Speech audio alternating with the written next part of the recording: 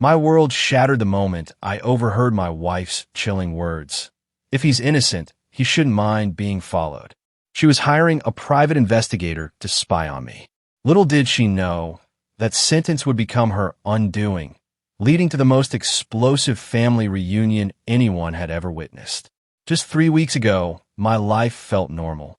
I was 32, a project manager, married to Natasha, 29, for 3 years, together for 6. We were renovating our home, planning an anniversary trip to Italy. But that afternoon, something shifted. I'd forgotten my wallet and walked back into our quiet house. The home office door was slightly ajar, and I heard Natasha's voice, hushed and intense.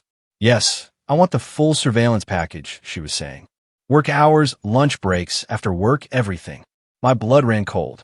The words echoed in my head. If he's innocent, he shouldn't mind being followed, right? She was talking about me. My stomach dropped like a stone. I'd never cheated, never even thought about it. My life was work, home, and occasional beers with my brother, Tommy. Yet, for months, Natasha had been acting strangely. Accusations of being distant, checking my phone in the dead of night, oddly specific questions about my female coworkers. I'd brushed it off, thinking it was stress from her mom's tough divorce. But this was different. I stood there, frozen, listening as she calmly rattled off my license plate, my work address, even a photo from her phone. Then, she said something that made my blood boil, a wave of pure betrayal washing over me. My friend Caitlin said her husband acted exactly like this before she caught him. Working late, being defensive about his phone. Defensive about my phone? The woman literally snatched it out of my hands last week when I was texting my sister about her mom's birthday gift. But okay, I took a deep breath, slipped back outside, and made a show of walking in, calling out, "Babe, forgot my wallet?" She came out, all smiles and sweetness. "Hey honey, drive safe." The hypocrisy was sickening. That night, sleep was impossible. My mind raced. If she thought I was innocent, I shouldn't mind being followed. Then the same logic must apply to her, right? I picked up my phone. The next morning, I made a call that would change everything. The beauty of small towns? There are only a handful of private investigator firms. It took me 2 calls to find him. "Brennan Investigations, this is Leonard." "Hey, Leonard," I said, trying to keep my voice steady. "My wife, Natasha, hired you to follow me." Derek Castellano. There was a long, stunned silence. "Sir, I can't discuss." I know. I cut him off. "Client confidentiality. I'm not asking you to break that. I want to hire you too. Same service, but for her." Another pause. I could practically hear the gears turning in his head. A double payday? "When would you like to start?" he asked, a hint of curiosity in his voice. "Tomorrow. Full package. Work, lunch, everything." "And Leonard," I added, my voice hardening, "I want the premium package. Social media deep dive, financial activity patterns, the works." He warned me it would be significantly more expensive. "That's fine," I told him. "Email me the contract." What Natasha didn't know was that I'd been squirreling away cash from side jobs for a year, planning to surprise her with an anniversary trip to Italy. Well, that surprise was now officially redirected. If you're finding this story as unbelievable as I did living it, do me a favor and hit that subscribe button right now. Trust me, you won't want to miss what happens next. That entire week was surreal. I went about my normal routine, knowing someone was watching my every move. Working, grabbing lunch at the same old deli, even sending Natasha sweet, loving texts, all while knowing she was probably getting reports about my excruciatingly boring day. Meanwhile, she kept up her charade perfectly. "How was work, honey? Who'd you have lunch with?" Her eyes would dart, studying my face for any tell, any flicker of guilt. Friday night, she couldn't resist a test. "Hey, I'm thinking of surprising you at work for lunch Monday. Would you like that?" Classic. She wanted me to admit if I had conflicting plans. "That'd be awesome, babe," I responded, forcing a smile. "Just text me when you're coming so I can make sure I'm not in a meeting." Her face fell just slightly, not the reaction she wanted. 2 weeks later, the phone rang. It was Leonard. "Mr. Castellano, I have your reports ready." Both of them. Both. My investigation and hers. My heart hammered in my chest. We met at a greasy diner 2 towns over. Leonard looked exactly as you'd picture a PI.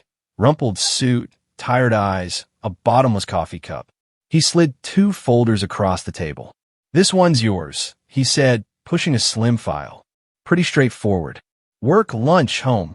You got drinks with a Thomas Castellano last Thursday. My brother. Figured you're probably the most boring surveillance I've done. No offense. None taken." I managed, my eyes glued to the thicker folder. "What about the other one?" He pushed it towards me. "That's more interesting." I opened it, my hands shaking. Photos, timestamps, credit card records. How the hell did he get all this? Social media screenshots. The sheer depth of the information was terrifying. Monday, lunch with her coworker, Brendan, at a sushi place. 2 hours, lots of laughing, Brendan paying. Tuesday, a dentist appointment that was actually a full-on spa day, with not a single post online. Wednesday, left work early, told me she stayed late but went to Caitlin's house. Except Caitlin's Instagram showed her lounging in Miami that whole week. And then, Thursday, the kicker, an apartment viewing. With Brendan. A 2-bedroom luxury unit downtown. The agent's notes explicitly stated they were a lovely couple looking to move in together. My hands were trembling so violently, I almost dropped the folder. "There's more," Leonard said quietly, his voice cutting through my shock. The credit card records showed charges I didn't recognize. Expensive restaurants when she was supposedly working late. A charge at a lingerie store the day before she told me she had a headache for 2 weeks straight. Hotel bar charges when she was at her mom's. But the social media deep dive? That was the most brutal. Her private Instagram, an account I didn't even know existed, filled with posts about knowing your worth, and sometimes you outgrow people, and excited for new chapters. The comments from her friends were like daggers. "You deserve better, babe. Derek doesn't appreciate what he has. Brendan seems perfect for you." And then, the ultimate gut punch. A screenshot of a group chat where she was discussing her exit strategy, explicitly stating she needed proof of my cheating to make the divorce cleaner. Leonard summed it up, his voice devoid of emotion. "Your wife hired me to manufacture evidence of an affair that doesn't exist, while actively planning to leave you for another man. 3 years of marriage. 6 years together. And this." The world tilted. "Leonard," I said, my voice barely a whisper. "Can you do me a favor? Keep following her, but I want you to document everything about Brendan. Everything." He started to mention cost. "I don't care about the cost. Last weekend, Natasha's family reunion. Perfect timing. I've been sitting on this explosive information for a week, playing the role of the devoted husband while she continued her ludicrous investigation into my non-existent affair. She even installed a tracking app on my phone. Joke's on her. I found it immediately and left it there, letting her think she was so clever. The reunion was at her aunt's place, a huge backyard, probably 60 people. Her entire extended family. Natasha was in peak performance mode, draped on my arm, laughing at my jokes, introducing me to relatives like we were still newlyweds. The hypocrisy was almost impressive, a performance worthy of an Oscar. At one point, her mom pulled me aside, her eyes misty. "Derek, honey, you two seem so happy. After what I went through with Natasha's father, it's nice to see true love." Oh, if only she knew. When dinner was served and Natasha's uncle was about to make a toast about family and loyalty, I stood up. "Actually," I said, my voice steady, "if I could say something." Natasha looked confused but smiled. "Of course, babe." I looked around at all their faces. "I want to thank you all for welcoming me into this family. These past 6 years have been educational." I pulled out my phone. I recently learned something very interesting about trust in relationships. Natasha taught me that innocent people shouldn't mind being investigated. Her face went instantly, sickeningly pale. So, when I found out she hired a private investigator to follow me, hoping to catch me cheating, which I've never done, by the way, I thought, you know what? She's right. Innocent people have nothing to hide. Gasps erupted around the table. Natasha started to rise. "Derek, what are you—" So, I hired the exact same PI to follow her. I continued, cutting her off. "Would you like to know what he found?" I connected my phone to her aunt's Bluetooth speaker. I'd asked to DJ earlier, which she'd happily agreed to. Preparation is key, folks.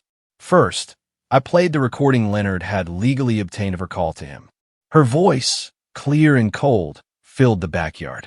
I need evidence he's cheating. He has to be. Men don't work late without a reason. Check his assistant specifically. Blonde, 20s.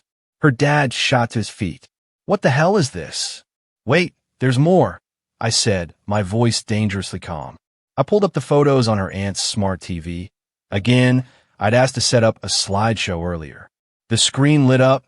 Natasha and Brendan at lunch, at the apartment viewing, her entering his apartment at 11 p.m. on a Tuesday, when she told me she was at her mom's. But the piece de resistance? The screenshot of her group chat where she explicitly stated, I don't even care if Derek's cheating or not. I just need the accusation for the divorce. Brendan's lease is up in 2 months, and we want to move in together. The backyard was dead silent. The only sound was Natasha's cousin dropping her wine glass. Her mom was the first to speak, her voice trembling. Natasha Marie, what is this? Mom, he's taking things out of context, she shrieked. Am I? I pulled up another screenshot. This is from your private Instagram, posted last Monday. Sometimes you realize you've been settling and someone shows you what you actually deserve, with a heart emoji. While married to me, while investigating me for cheating. Her brother, Kyle, actually laughed. Yo, this is wild. You hired a PI to catch him cheating while you were cheating? I wasn't cheating. Brendan and I are just friends, she insisted. Friends who look at apartments together? I countered, showing the agent's listing where they were marked as an engaged couple. Friends who charge $300 dinners to credit cards your husband doesn't know about? Her dad looked at me, his face etched with shame. Derek, I'm so sorry. I raised her better than this. Natasha tried a last-ditch attempt at damage control. This is revenge porn. You're humiliating me. These are public posts and legally obtained surveillance photos. I stated calm as ice. Leonard made sure everything was above board. Oh, and fun fact, attempting to fabricate evidence for a divorce? That's fraud in our state. She ran inside, her mom following close behind. The rest of the family just stared. Then her grandmother, this tiny 85-year-old woman, walked up and patted my hand. You're better off without her, sweetie. My granddaughter apparently takes after her Aunt Patricia. She pulled the same crap in '98. Plot twist I definitely didn't see coming. I thought the reunion would be the end of it. Nope. Natasha went full nuclear, but not in the way you'd expect. Instead of social media warfare, she tried something weirder. She called a marriage counselor intervention.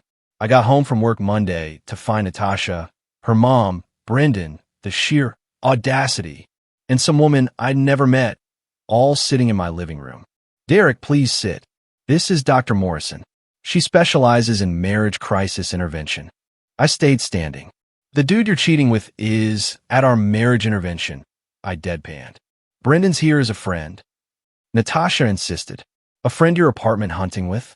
Dr. Morrison cleared her throat. Mr. Castellano, your wife feels you violated her trust with this investigation. I actually laughed. She hired a PI first. Yes, but from a place of concern. You hired one from a place of revenge, Dr. Morrison retorted. No, I hired one from a place of what's good for the goose is good for the gander. I corrected her. Brendan decided to pipe up. Look, man, Natasha and I are just friends. You're being paranoid. Brendan, my guy, I said, pulling out my phone. I have receipts, literal receipts of you two at Romano's, that place where the steaks cost more than my car payment. You want to see the credit card charge? Natasha's mom jumped in. Derek, marriages require forgiveness. Sharon, with all due respect, your daughter was planning to leave me while trying to frame me for cheating. That's not a marriage problem. That's a character problem. Dr. Morrison tried again. Perhaps if we discuss why Natasha felt the need to investigate.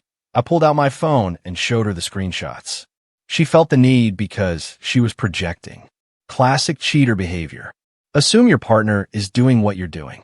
The intervention lasted another 20 minutes of them trying to gaslight me into thinking I was the problem. Finally, I'd had enough. Everybody out. I commanded, my voice firm. Except you, Natasha. You live here for now.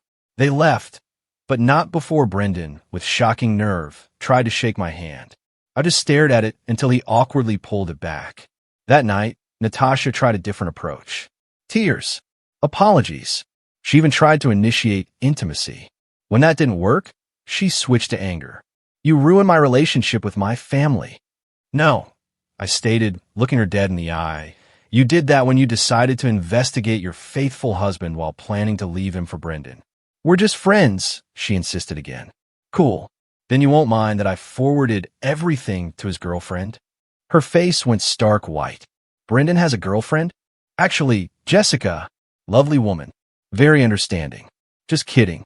She dumped him immediately and is telling everyone in their friend group. The next morning, she was gone. Moved back to her mom's.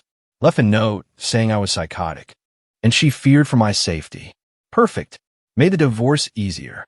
The divorce was finalized last week. Fastest proceedings my lawyer had ever seen, mostly because I had documentation of her affair plans and attempted fraud. She tried to claim alimony. The judge literally laughed her out of court. She got her clothes, her car, and her debt from those secret credit cards. I kept the house, my dignity, and the Italy vacation fund, which I wisely used to renovate the bathroom instead. As for Brendan, he dumped her 2 weeks after his fiancée left him. Turns out he wasn't interested in actually dating Natasha, just in the excitement of sneaking around. Without the thrill, she was just another coworker. She found out when she saw him on Tinder. Her friend even sent me the screenshot of her meltdown post about it. I didn't respond, but I did smile. Her family still invites me to stuff. Her grandmother sends me cookies. Her brother Kyle and I actually grab beers sometimes now. He told me Natasha's been trying to date, but keeps getting ghosted when people Google her. The reunion video somehow ended up on a cousin's TikTok. 2.3 million views. Oops. The best part? Last week I got a LinkedIn notification. Natasha viewed my profile, then viewed it again an hour later, then tried to add me. I declined and blocked her. Leonard, the PI, sent me a thank you card. Said it was the most interesting case he'd had in years. He also mentioned Natasha tried to hire him again to investigate why her dates keep ghosting her. He naturally declined. Professional ethics and all. Me? I'm doing pretty good. Started coaching my nephew's Little League team. Joined a woodworking class. Even went on a few dates, though I'm taking that slow. Trust issues are real, but my therapist says I'm handling them well. Funny thing about hiring a PI to catch your innocent spouse cheating. Sometimes they hire one back and find out who's really been playing games. Oh, and I kept the ring she didn't know I bought for our anniversary. Returned it. Used the money for a kick-ass home theater system. Every time I watch a movie, I think about how she was right about one thing. Innocent people really don't have anything to hide. The guilty ones, though, they've got whole-ass apartments they're viewing with their just friends. This whole experience really taught me a lot about trust, betrayal, and what people are capable of when they're trying to hide something. What would you have done if you were in my shoes? I'm genuinely curious to hear your thoughts in the comments below. Just a quick update. Since some of you asked, yes, I still have all the evidence backed up in 3 places. No, I'm not sharing the TikTok link. Sorry. Yes, her mom, Sharon, still texts me asking if we can work it out. And no, Brendan's ex-fiancée and I are definitely not dating, but she did send me a very nice thank card and a bottle of wine. And yes, I've changed all my passwords and locks. I'm not stupid. Just was blind for a while.